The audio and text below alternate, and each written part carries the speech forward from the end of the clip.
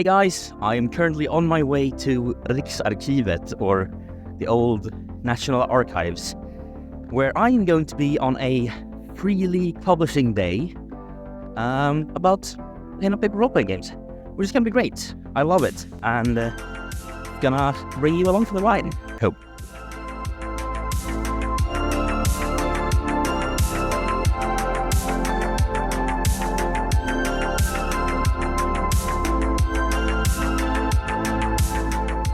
As I arrive at Riksarkivet, I'm met by some gorgeous artwork on display, but also just in general gorgeous location. The Old National Archives, or Riksarkivet, is a beautiful location to have events in, I gotta say, and something about it that just felt fitting. After some nice round stairs with a lot of gorgeous artwork from the books in them, I got to the store. The store part had a nice discount for everyone who was there, and a lot of Dragonbane stuff, but also a lot of other Free League stuff, including something that I picked up, a Forbidden Lands expansion pack that we had been eyeing for quite a while. So nice to see that on discount. Look at the gorgeous map of Mr. Vale in cloth. Yeah, just a gorgeous set altogether.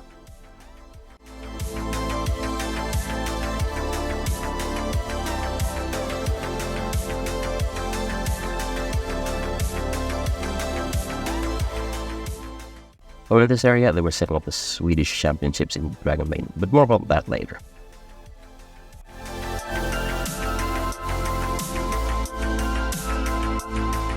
There was also an area where you could try out some board games and chat with some people from, for example, the Merc Board Team.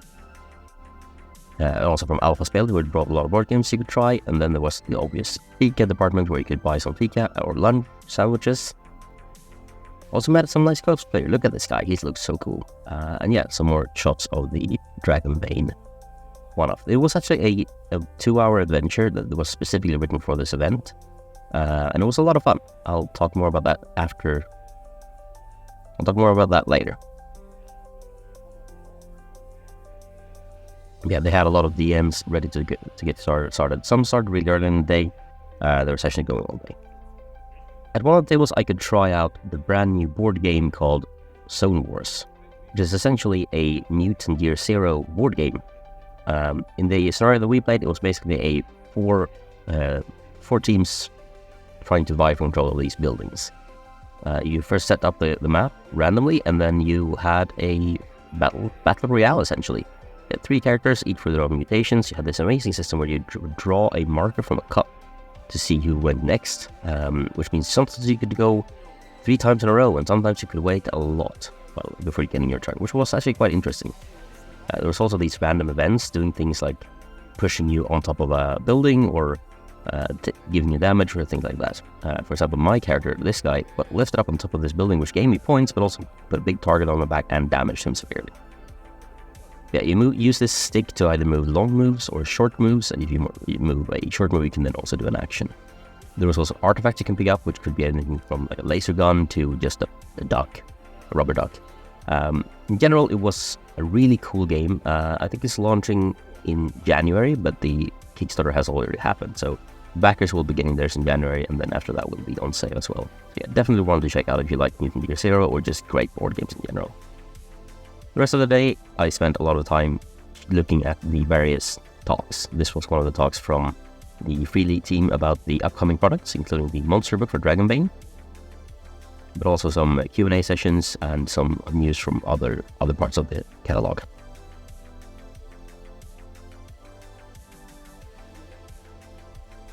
And I gotta say, those limited edition hardcovers look so good.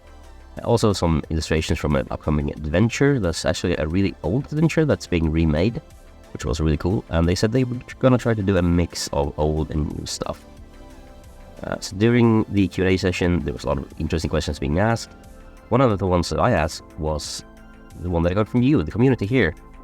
Is the game coming in other languages? And they could confirm that yes, it is being planned for other languages, but not which ones. They couldn't say that yet, but it's coming. And yeah, you can see all day there were sessions in full swing with adventures happening throughout these tables. I made sure to just capture a little bit of footage because I didn't want to interrupt anyone, and also I didn't want it spoiled because I would play it later. So out of the adventures in the Dragonbane book, which one would you say is your favorite? It's hard to pick one, but I really enjoyed the village from the day before. Yeah, we played that one as our first one, and it was quite trippy. It's quite trippy. It was a lot of fun. Yeah, I think my players is currently owing that demon 5 favors because he's coming in and saving their ass all the time to save his previous assets. So that's all that I really enjoyed, but they're all good, so I think. And like, what is it like what has it been like to create a very beloved old franchise for a completely new audience in the English translation? Has that been for you? Yeah, that has been great. We were not sure we were doing this game in English originally, since it's an old Swedish game. I didn't really know if that made sense, but it's been great. It's been received really well, and people seem to be enjoying that. It's kind of general fantasy in a way, but it has a bit of a different twist. It's a bit more grounded maybe than D&D, so it does feel a bit different. And I think games from Sweden have a fairly good standing now. So I think there's an interest just only based on that, and then people get into it and try it out, and it's been received well. So it's a lot of fun to see people enjoying the game. You say was the biggest challenge in creating Dragonbane then? A couple of things. I mean, of course, since for the Swedish audience, of course, this is a new edition of a beloved game, and of course that comes with a lot of expectations. So it's always a difficult balance to kind of respect the history of the game, but also do something a bit new. So kind of balance that has been a challenge, definitely. Also, the rule system is not the user engine house rule system that we use in other games, but it's a different one. That was a lot of work to get that to work in a way that we felt like a free lead game, but still kind of still went back to the roots of Drakar Demoner. So that was a lot of fun, but a lot of work as well. And then also just having all of those 11 different adventures by the different writers who were all really good, but they're also quite different. So it can get that into one shape so that they all feel part of the same world and the same game. So all of those were kind of a lot of work, but also a lot of fun. Yeah. Because obviously Dragonbane is a very well suited for new players who hasn't tried tabletop RPGs before. Like, what's some advice you would like to give to both new players and new DMs? Right. I mean, for I think specifically for Dragonbane, I think, like you said, we tried to make the game to be easy to get into and easy to be the game master for as well. And just as a player, I think just get into it, have fun, and also help the GM. I mean, if you're a new game master, I've seen this as my son and his friends. They're like 14, and they haven't played very much. They tried this out, and it's for the game master is also really new. It's a bit of a daunting challenge. So I mean, be nice to the game master. That's the biggest piece of advice I'd ask, because the game master does quite a bit of heavy lifting, and if you're new at it, you need the encouragement. So that's something I'd advise. And lastly, for your own sake, do you prefer to be the player or the game master?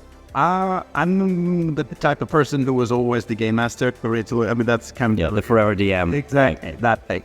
But recently, now in the group we have, like internally, we're kind of all like that. So that means we actually take turns. So I do get to be the player quite a bit, and I really enjoy that too. But if I have to choose, I think I'm more of the game master. Yeah. Well, thank you very much. Thank you. And that was Tobias Härenstam, the creator of Dragonbane. Really cool guy, and I had a lot of fun chatting with him.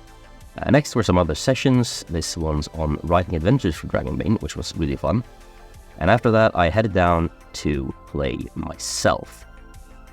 So in this adventure, I played as the Archmage, the old guy, one of the pre-made characters. And this adventure was basically an adventure where we were trying to escape a sinking tower. Trying to get to the top of it, solving all kinds of puzzles on the way, with these cool maps that they had made and printed out. For example, at this level, there was the library and the ghost that was basically an angry librarian. And yeah, we had a lot of fun, me and my group, trying to get to the top of the tower, defeat the enemy, or rather, defeat a lot of enemies on the way up. We managed to get this treasure that this person was after and hand it back to them after, well, some minor misunderstandings with the dragon. And then we managed to get out of there alive, and with one of the two treasures that I don't think you were supposed to be getting out of there with. So during the award show, they were giving out medals, bronze medals to the third place, silver medals to the second place, and gold medals to winners. The winners won with 29 points. The third place had 24 points, if I remember correctly. My group had 19. We were really happy with that. We don't know which position we ended up in, but yeah, we did great. And finally, they announced that the event will be coming back next year. So if you are in Sweden or willing to go to Sweden, even if it's an event that is mostly in Swedish, it was actually really fun to go to. So I would probably recommend it. And thank you so much to Free League for inviting me in the first place. It was really cool to go, and I will definitely want to go back next year. Thank you for watching. Goodbye.